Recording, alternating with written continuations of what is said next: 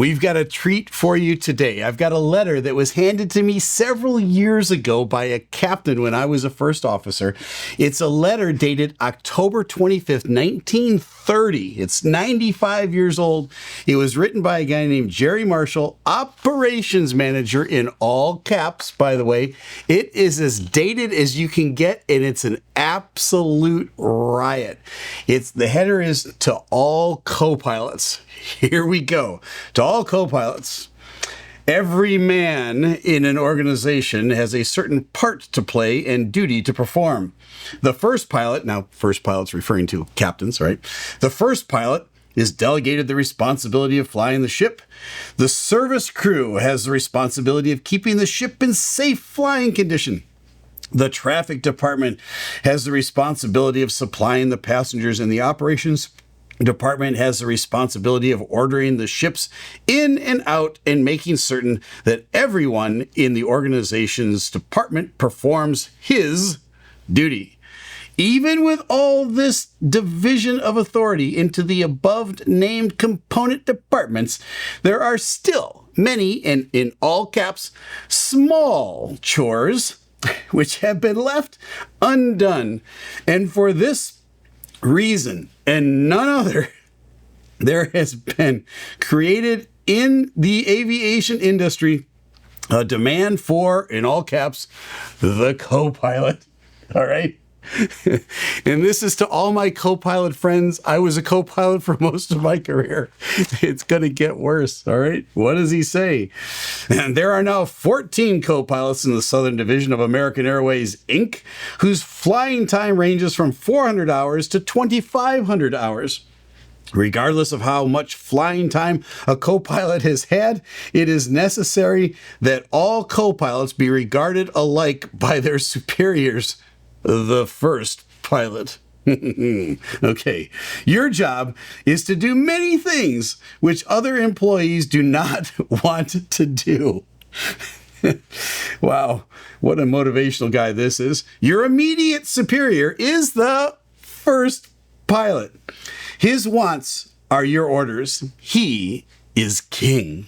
I don't know why he didn't put that in all caps. You are his faithful and alert servant. You are on probation always. Your working hours are from now and on, and your pay is small. Your advancement is uncertain. There are thousands of other first pilot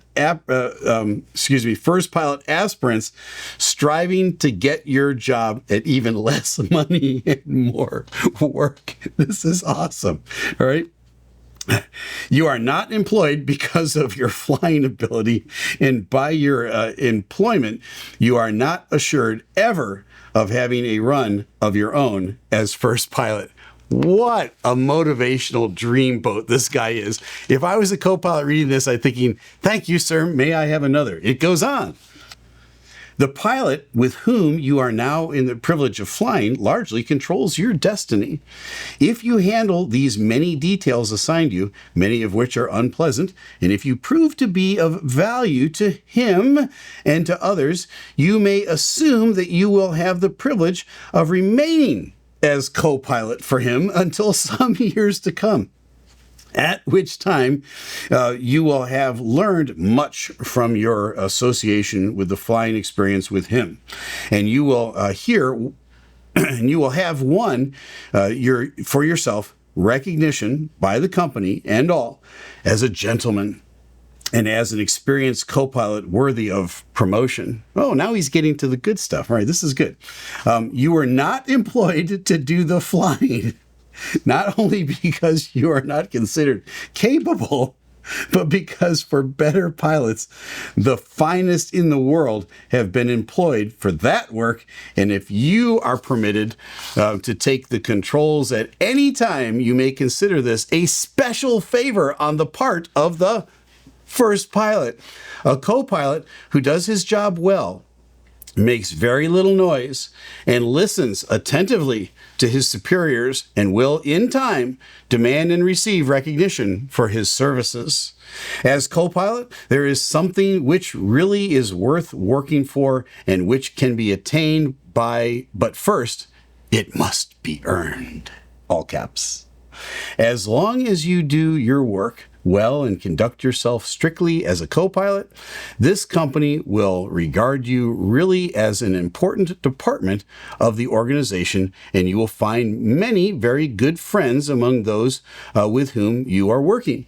You are going to be asked to do many personal favors for the older pilots, but always keep in mind that, oh my word, always keep in mind that these same older pilots are at some time later going to be in a position to do many and great favors for you. Oh my word, this just sounds like a lawsuit waiting to happen, but this was 1930. All right. If you know yourself to have an excess of pride, swallow it. And if you have personal faults, overcome them. Always make a neat and pleasant impression on your passengers and upon those with whom you work and live. Trusting that you are successful in your enterprise of becoming a, in all caps, good co-pilot. Sincerely, Jerry Marshall, Operations Manager. There you have it, my friends. It was official back in 1930 when the co-pilot position was started in the airlines. The word on the street was this: you suck, and you'll never get any better. Well, my friends, things have improved a lot over the last century. I think we would all agree.